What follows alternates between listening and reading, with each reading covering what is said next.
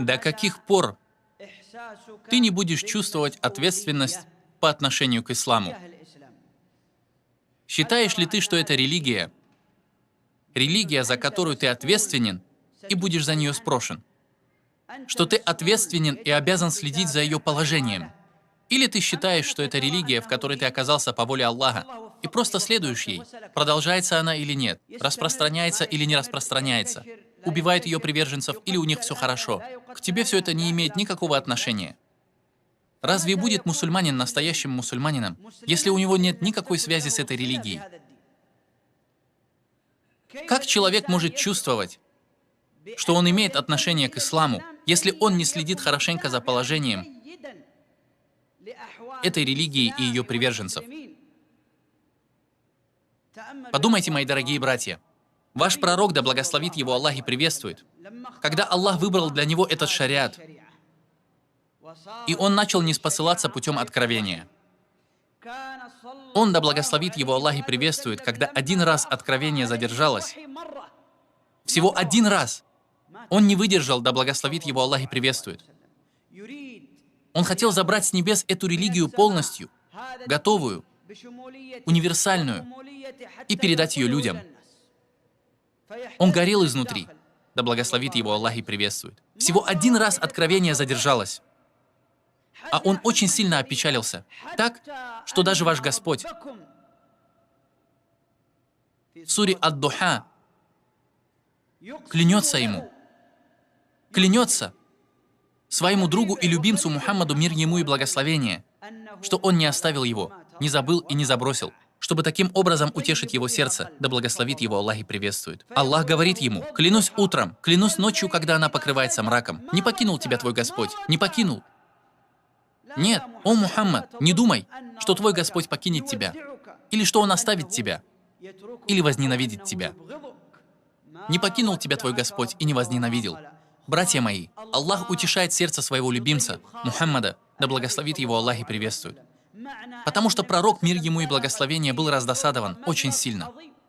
Он не мог вынести, что шариат остановился. Он хотел, чтобы шариат пришел полностью. Он хотел передать его полностью. Как же обрадовался пророк, мир ему и благословение, когда Аллах ниспослал: «Сегодня я ради вас усовершенствовал вашу религию, довел до конца мою милость к вам и одобрил для вас в качестве религии ислам». Он обрадовался. Религия завершилась. Она дошла наконец до людей.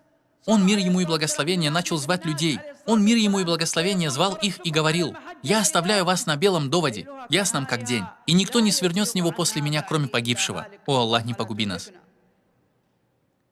Значит, была сильная связь между пророком, мир ему и благословение, и этой религией, этим шариатом, между ним и небом, откуда он хотел получить религию Аллаха. Посмотрите на Абу Бакра с религией. Когда он начал помогать пророку, мир ему и благословение, в его призыве, у него были магазины.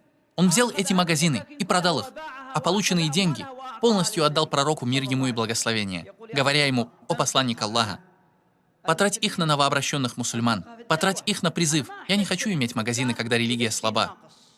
Но мои магазины принадлежат религии. Я сам принадлежу религии. Посмотрите на их отношение к этой религии. Они любили ее, радовались откровению, когда оно ниспосылалось с неба. Они прислушивались к пророку, мир ему и благословение, и запоминали его слова. Иначе как такой неграмотный, не умеющий ни читать, ни писать человек, как Абу Гурейра, выучил более 5000 хадисов?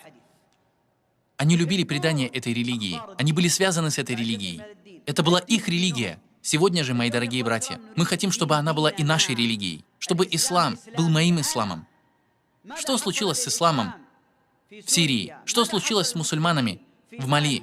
Какова реальность ислама в некоторых островах рядом с Африкой? Мусульманин и мусульманка должны следить за этой религией, стремиться к ней, тратить свое имущество и время, чтобы эта религия оставалась, продолжалась и распространялась. Они должны призывать людей к этой религии. Давайте посмотрим, мои дорогие братья, какой была та первая группа, и будем следовать их примеру, чтобы почувствовать, что эта религия наша. Мы должны защищать ее, потому как мы ответственны за нее. Вспомните, когда появились первые вероотступники, которые отступили всего от одного столпа религии, только закята. Они отказались только от закята. Что сказал Абу Бакр? Потому что эта религия была его религией. После того, как пророк, мир ему и благословение, умер, он сказал: «Религия уменьшается в то время, как я жив? Религия уменьшается в то время, как я жив? Это невозможно. Лучше я умру, а эта религия останется и будет распространяться, и становиться больше». Поэтому, мои дорогие братья, давайте посмотрим на себя. Если мы мусульмане, какова наша связь с этой религией? Каково наше стремление в этой религии? Много ли мы думаем об этой религии? Радуемся ли мы, когда кто-то принимает ислам? Как сильно мы стремимся привести людей в ислам? Сколько времени мы тратим на обучение людей положениям этой религии? О Аллах, сделай нас помощниками Твоей религии. Сделай нас Твоими угодниками. Сделай нас из тех, кого соберут вместе с Твоими пророками. О Аллах, благослови Мухаммада и его род.